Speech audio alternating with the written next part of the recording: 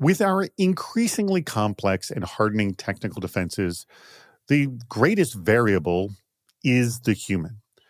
This causes many security professionals to refer to people as the weakest link. But the reality is, people are just the top attack vector. But it's very hard for others to sympathize because when we do get hacked, their fallibility becomes so incredibly noticeable. You're listening to Defense in Depth. Welcome to Defense in Depth. My name is David Spark. I'm the producer of the CISO series. And joining me for this great episode is Jeff Belknap, the CISO of LinkedIn. Say hello, Jeff. Hey, everybody. It's me, Jeff, and definitely not a large language model that sounds like him. Jeff, I said say hello, and then you said something completely different. As a large language model, I'm not programmed to take commands from you, David. But just moments ago, you said you were not a large language model.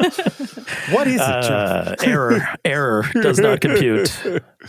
Hey, our sponsor for today's episode, a brand new sponsor. So thrilled they've joined us. It's Sphere, pioneering identity hygiene. It's more than just sort of identity. It's this whole concept of a hygiene around identity. Anyway, we're going to talk more about that later in the show. But first, I want to talk about our topic here, Jeff. A lot of leaks and breaches can be chalked up to things like human error. But should humans be treated like the biggest security problem your organization faces? Lance Spitzner of SANS Institute posted an image on LinkedIn that said, "People are not the weakest link. They are the primary attack vector." Now, hundreds responded with support of this statement. Have we been treating humans wrong in our environment? Is the blame on security professionals for failing to design systems to set up humans for success? What say you, Jeff? I have found it to be very true that humans are wonderful pattern matchers, and our natural instinct is to go, oh, between these two things that are similar, the human element is the common link, and we would very much like to make it easy to blame humans. And I can't strongly agree with Lance enough. Like, humans are not the problem. We are the victim. And we really, in security, have to build stronger and stronger systems to protect the humans and to eliminate them from the attack chain. And I think we are going to have a fantastic conversation about that today. I am looking very much to that as well. And the guest that we have is someone I had dinner with in St. Petersburg, or I think it was actually Clearwater, Florida, which is right next to St. Petersburg. Anyways, at the beginning of this year, and thrilled that she can join us right now. She was a CISO, and we were debating whether this is a downgrade or an upgrade, but she's now a CIO. Given that she's got the CISO creds, we said, please come, join us. It is the CIO of Kick Consumer Products, Christina Shannon. Christina, thank you so much for joining us. Thank you very much, David. Excited to be here. Can there ever be agreement on this? Calvin Nobles of Illinois Tech College of Computing said, quote, "I disagree that people are not the weakest link." Oh, listen to this. "We all have our weaknesses and limitations, and that is what malicious actors are attacking. Pilots, doctors, engineers, and others make errors, but unlike other domains, we consistently make the argument that people are not the weakest link. Understanding human behavior in cybersecurity is gaining attention, but it requires a comprehensive approach." So, interesting twist on this. Bob Fabian of the U.S. Navy Reserve said, quote, "I believe that humans can be the weakest link while at the same time be the primary attack vector. This is why I think security awareness training is crucial to help patch the human. This is why I believe every organization should have training that is relevant, engaging, and interactive." And lastly, Patrick Cummins of Trust Hackers said, quote, "What is the weakest link? I'm convinced it is top management as they make or break positive learning cybersecurity culture." So, some very interesting takes on what the definition of weakest link is. Jeff, grab anyone you like here. This is a broad cross-section. It's a potpourri of weakest links definitions. There's a bunch of things to dig into here. And I think the most important thing is, let's just acknowledge up front, and I think Christina would agree with me, that, like, yes, educating humans is important, but I think the gist of this conversation is there's a point of diminishing returns. You cannot educate a human or a set of humans at scale to the point where they will just no longer fall for phishing attacks or they will just no longer make mistakes. You just can't perfectly educate someone. So the reality is, and if I kind of dig into Calvin's analogy here, like, doctors can make mistakes, sure, but illnesses are not targeting doctors to try to be successfully destructive to their human host. But like in cybersecurity, that is absolutely happening. People on my team get targeted to try to be compromised so that they can be successful in their attack. An adversary can be. So I think we have to keep in mind that if we're down to a human mistake or a human's weakness being the thing that gets an attacker in, we haven't thought hard enough about the controls we need to build and the adversary's approach to what we're trying to protect. Very good point. Christina, this whole angle, how do you define weakest link? I mean, I would say that the actual statement in itself, I don't necessarily have a problem with the statement. I mean, for the last 15, 20 years, whether it was Bruce or whether it was Kevin Mitnick, they've all been saying humans are the weakest link in the security chain. I think the interpretation and then the actions that are taken from that insight is what can be harmful to the organization and to humans. It's a little humorous, but Patrick's comment on what is the weakest link, I'm convinced it's top management. A little twist to that in terms of how I see it is that is probably, if there is a human that is the weakest link, it's probably that there are just some cultures and some industries that are really hard to get people to be open to what you got to do to protect your crown jewels and to, maintain a good security posture. But I think that the majority of people are trying to do the right thing. And I think that using the statement in a manner that, if we're firing the help desk guy for getting tricked on, the password reset by a bad actor, I'm not sure that that's the best action to take. Yeah, I think the history of that phrase, people are the weakest link, comes with a level of this sort of culture of cybersecurity of we're smarter than you, you stupid idiot, look what you did. And I think we're just trying to eradicate that attitude that came with that phrase when it was first introduced. I agree with that. I think that's true. I think the reality is look, security people fall for phishing attacks too. And we should absolutely know better. But every security person has a story to tell about the time they clicked on something they shouldn't have, or run something they didn't, or went to a website they knew they shouldn't have gone to and made a mistake. And I think that just proves the point that everybody can make these mistakes, which means we shouldn't depend on people making decisions as the only security control in place. And I loved your call out. I was just going to say, Jeff, on, you build the ecosystem or basically you do security by design as the model, right, for the org. I completely agree. Why are we blaming users? Lance Spitzner of SANS Institute said, emphasizing people are the weakest link only blames the very people we are trying to help and enable. Gary Frank of Durcon Ventures said, quote, weakest link always gets C-levels thinking how to bypass, secure, or weld restrictions onto the link instead of making the link molecularly stronger. And Josiah Dykstra of National Security Agency said, quote, the weakest link idiom is insufficiently contested. It's disingenuous to presume that cybersecurity would be perfect if not for users. That, I think, sums it up. And that's the derision we heard when it was, was first introduced. Like, well, if we didn't have users, this wouldn't be a problem. Well, you wouldn't have cybersecurity if you didn't have users, and you'd be out of a job, right? This weakest link term is just so loaded. It really is. Christina? Yeah, I mean, the weakest link term is really loaded. And I think that Gary Frank was spot on, right? Like, I think that humans sometimes we're looking for an easy button to solve a problem and then get back to our day job. And I think that the more we educate and help people understand that, it's about awareness and about culture and about how we get people to understand that, the weakest link isn't tied to a human. I think that is really what we should be doing versus looking to a person for root cause for a security incident. This weakest link is, I think, a holdover from how the brand of the security team was first presented. And I feel that it's been taking years, if not decades, to kind of eradicate this brand of security in its own little place. And now they're trying to sort of meld into the rest of the company. And I think this is kind of the last thing that's still hanging on. What do you think, Jeff? That's pretty insightful.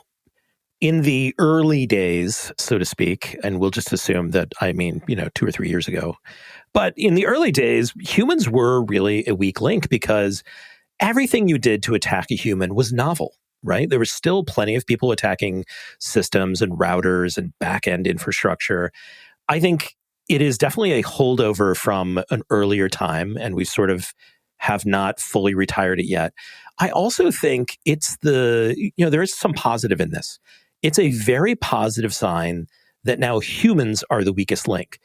The fact that we've built, and granted, we haven't fully deployed it everywhere yet, but now that we have stronger auth, we have fantastic, very effective firewalls, we have smart endpoint detection technology that's available, we have all kinds of deception technologies, we have all these things that make an adversary's job very challenging. So now the adversary realizes that we're doing such a good job on all these technical boundaries that you have to attack the human, because that's the only thing that can be reliably attacked today. And that really just means we're doing a great job on a lot of these fronts. Could do better, but we're doing great. Now, the next thing for us to consider is how do we wrap protections around people and processes that aren't computers, that can't just be built with pattern recognition?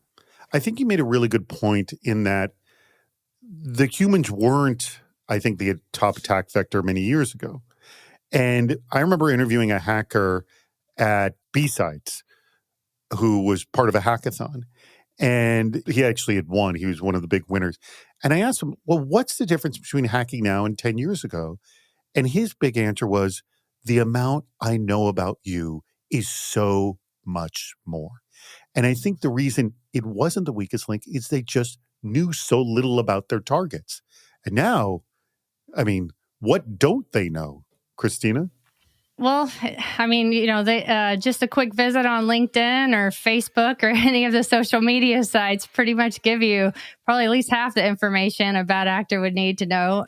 I think that, if you think about the world we live in today with creators and influencers, right? We're trying to make the world more connected and more open. But with that, right, it increases the human risk. Jeff, I thought you made a really good point in terms of we've done a really great job addressing the computers and the networking risk, but it's shifted to the human risk. And then that made me wonder, I wonder if the budgets are going to start shifting too.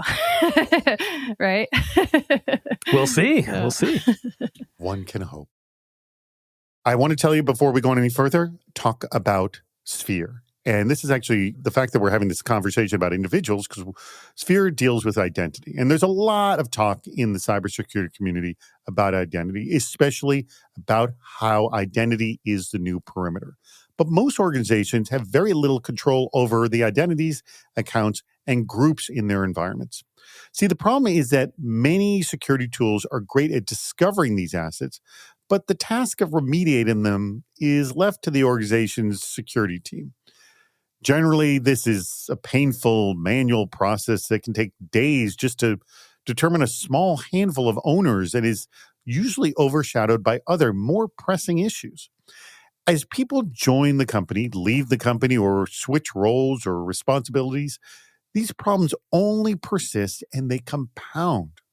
So Sphere, our sponsor, has set out to close the loop on the ownership, certification, and remediation challenge through an automated remediation process.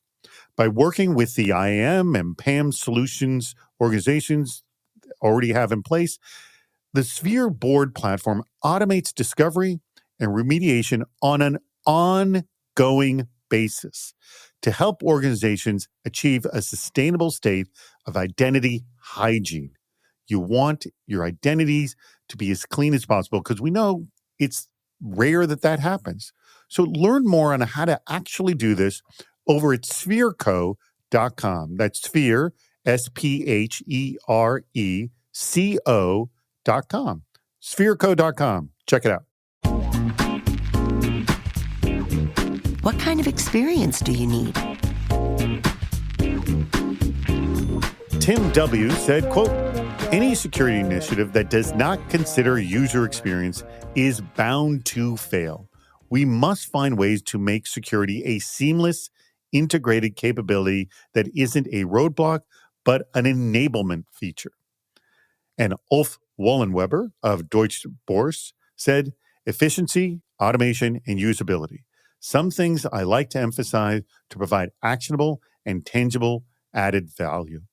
Winning the hearts and minds also means enabling the business to operate with peace of mind, always delivered with kindness and empathy. So, Christina, we have talked about this a lot, and that the desire to make security invisible, to make it user-friendly. I mean, we know the days a long time ago when it was a roadblock and nobody wanted to go to the security department because they knew it would slow it down. And again, part of the identity that security is trying to rid itself. I'm sure you're dealing with this on a daily basis also as a CIO. Yes? Yeah, absolutely. I mean, on the one hand, you want to go fast when you're implementing a new technology or when you're implementing a new business capability. But on the other hand, you have to figure out how you do it where you're incorporating the risks at the start, right? Whether that's, you're shifting left, in your DevOps world to where now the developers are part of the security team and a hybrid team. There's many different ways to do it, but you really have to figure out how do you get to that seamless model or the security by design model so that security isn't as cumbersome for the business people, right? It's actually an enabler, not a blocker. Yeah, I mean, Jeff, it's clear that your attitude towards cybersecurity is not that sort of historical Department of No attitude, and again, what we've all been trying to eradicate. Let me ask, I mean, I don't even know because I'm not within security teams, but does that still linger around? I mean, do you still see it, the Department of No? I still see it in individuals. I see, look, when you're early in your career, or maybe even if you're not early, if you're sort of not quite far along in the maturity spectrum yet, it is easy and it is very tempting to just go to no, right? Because it doesn't. Which, by the way, that is the easiest thing to do. To not do the work is you don't very have to easy. Build anything. You don't have to take any risk. You don't have to worry or stay up late at night. Just By the way, no. I could be the CISO of a company that was a Department of No. I could do that very well. Not if you wouldn't last long. And I think that's what people realize. And that's why I don't see whole departments that think or operate that way anymore. Because, and I think Tim and Ulf really kind of tee this up, right? One of the things that I kind of came around to on my own many years ago was exactly what Tim specifies here. If you don't think about UX or user experience, your users will just work around whatever you've built. And now your users are your adversary as well. And I think it all comes down to, Ulf brings it home with exactly what I would say is that we forget we are not police, right? If you are the police, it is your job to fight crime and nothing else. You are not the police. You are, in many cases, a business or an organization that is trying to sell something, manufacture something. You are operating a business. Your job in security is to make sure that business is as successful and sustainable as it can be while managing risk. It is not to just fight bad guys and to sort of not care about all the other things. And as soon as you realize that your job is to help people succeed, not to stop them from whatever they're doing that might be done, but to do the hard work of helping them succeed, even in a risky environment, you really will unlock how to build some better partners and how to stop being seen as the Department of No. I agree completely. When I think about how you add value, how you do break through, right, in terms of working with the business, it's really, instead of telling them no, or instead of saying, there's going to be, a 6-month delay, it's really figuring out, what is the thing you're doing? What's the risk around it? But then also helping them understand that, this exercise to quantify risk up front is going to save them lots of time in the long run, right? So I think that one of the things you have to be able to do is you have to be able to translate technical terms to business risk, right? Because today's business, you're talking to just as many business people, especially in the agile worlds, as you are to technical people. And I was laughing when you said you had one or two people. I was thinking about a past life, Jeff, where I had a a few folks who they love to play cops and robbers. That's what I called it. Same thing, where it was like the department and then also the strategy didn't support that. And so eventually, they had to figure that out. But all that was a blocker. And to your point, it gives security a really bad name. What are the risks we're dealing with? Matt P. of the Picnic Corporation said, any discussion of managing human risks is incomplete without a focus on reducing the human attack surface beyond the firewall. We scan and patch technical vulnerabilities. Now the same thinking can be applied to digital footprints that fuel attacks. So this is, making going after our employees less and less possible. Where have you seen opportunities to make your own employees less of a target, either giving them more protections, giving them more warnings? What have you been able to do to essentially, like we were saying at the beginning, help them win and succeed?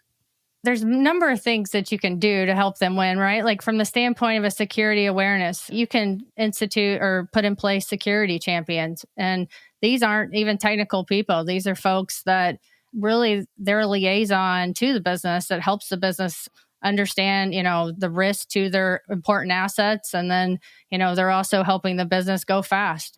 So, that's something that, we do security awareness annually. Sometimes companies do it, where they do the security phishing test, and all that's fine and good.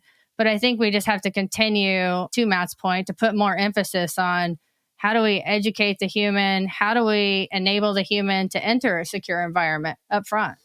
Jeff, what have you done to help your team win? And I'm not saying your cybersecurity team, but your employees. Let me say your employees win. Yeah, I think that's a really important part, right? My team can't succeed in a scenario where someone in sales or recruiting fails, right? That is a team failure. That is not a security success. That's a good point. So the way that we think about this, or the way that I think about this internally, is I can't eliminate humans as an attack vector. In fact, I think I'm very bullish on the fact that they will become more and more an attack vector because we've gotten really good at security in many other ways. So what we have to do is reduce the cost and increase the likelihood that human's going to survive an attack. And those attacks, like let's be really frank, today the way they happen are the very common one. You get a text that says, "Hey, I'm the CEO, please buy me some gift cards," right? Which is a common request from a CEO all the time. Oh, yeah. And David sends me those all the time. I hope you're getting the gift cards I'm sending. Thank you. I appreciate all the gift cards you've been sending.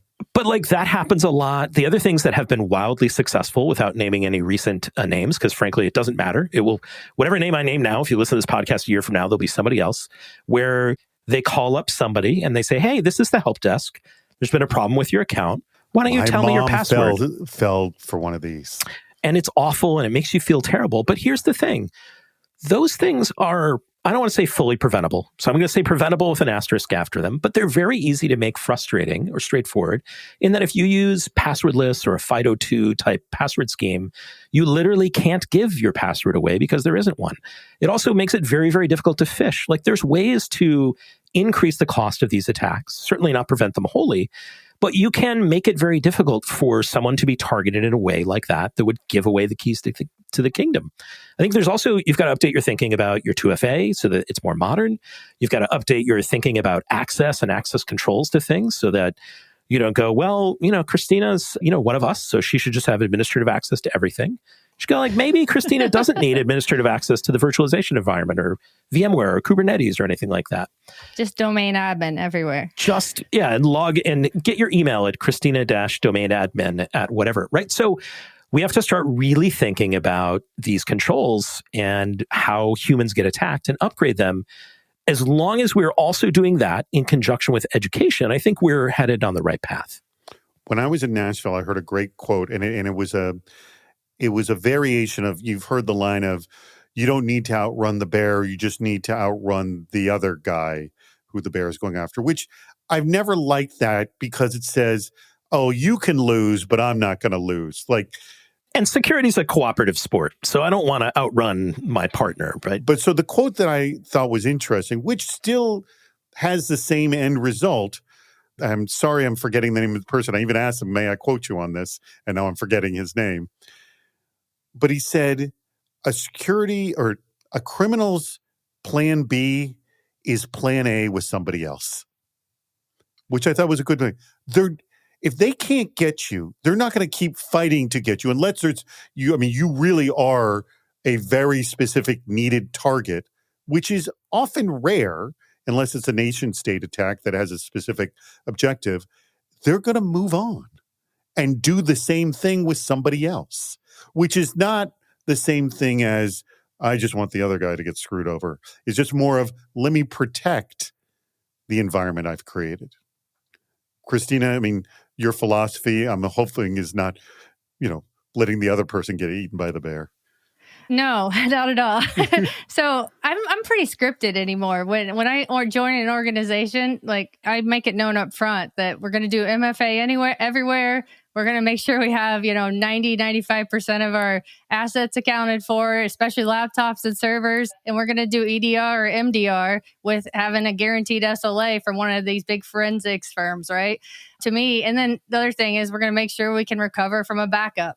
I do that now. Like I said, it's scripted in the sense of, if all else fails, right? All of our thing in defense in depth, everything else fails, we have an emergency disaster, coverage. That's the first thing I do. And then after that, then we'll go into, looking at more in depth on the assets, the crown jewels, and the risk, and all the other security controls. Excellent. Well, that brings us to the conclusion of this episode. But we have one thing that I want to ask you, Christina. All these wonderful quotes.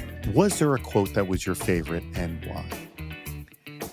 So initially, I thought Bob Fabian's, I kind of liked his thing that he said you could patch the human. Because I do think that, humans are able to learn. And I think that, they're able to at least have a baseline foundation of, what to do, what not to do. And that the more we educate them, and the more that whether it's crisis training, whether it's doing more simulations, there's a number of ways to where we can help the human. And so that's why I like his quote, is that term, patch the human. Yeah, and it feeds into the line of, don't let perfection be the enemy of good, because we can get to good or better. Jeff, your favorite quote? Yeah, I'd just like to say I wish somebody could patch my knowledge and understanding of calculus. It would have been really helpful in college. But my favorite quote, honestly, is Ulf from Deutsche Börse, which talks about, reminding people that, we're here to enable the business and to help the business operate. And I know I sound like a capitalist shill or whatever you want to say, but I think it's so important for security teams and people in the security space to remember you're doing security because the organization that is employing you or that you're working with has a mission that it's trying to complete, whether that be a commercial mission or maybe it's a nonprofit or a charity.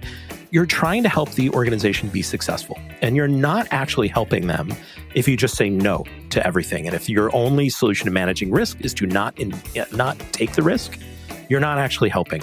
Real security is figuring out how to do hard things in hard places under difficult circumstances.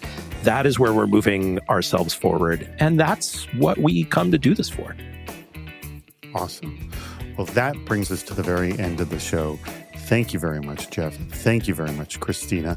I want to thank our sponsor, that's Sphere. Remember, spherecode.com, pioneering identity hygiene, working with your IAM and your PAM solutions to have a cleaner identity surface.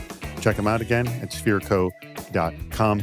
Christina, I'll let you have the very last word here. Is there anything you like to say to our audience on this topic? Or we always ask, do you have any positions over at Kick Consumer Products? So great topic. I think that it's going to become a bigger topic as more organizations become security aware, as we become even more connected than we are today. So I think that it's a very important topic to talk about.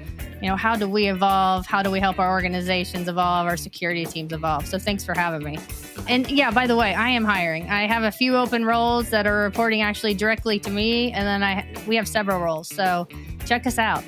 www.kickcorp.com. And Kick is spelled K-I-K. There's no C in there. Just KIKcorp.com. Thank you very much, Christina. Thank you very much, Jeff. And thank you very much to our audience. We greatly appreciate your contributions and listening to Defense in Depth. We've reached the end of Defense in Depth. Make sure to subscribe so you don't miss yet another hot topic in cybersecurity. This show thrives on your contributions. Please write a review, leave a comment on LinkedIn or on our site, CISOseries.com, where you'll also see plenty of ways to participate, including recording a question or a comment for the show. If you're interested in sponsoring the podcast, contact David Spark directly at david@cisoseries.com. Thank you for listening to Defense in Depth.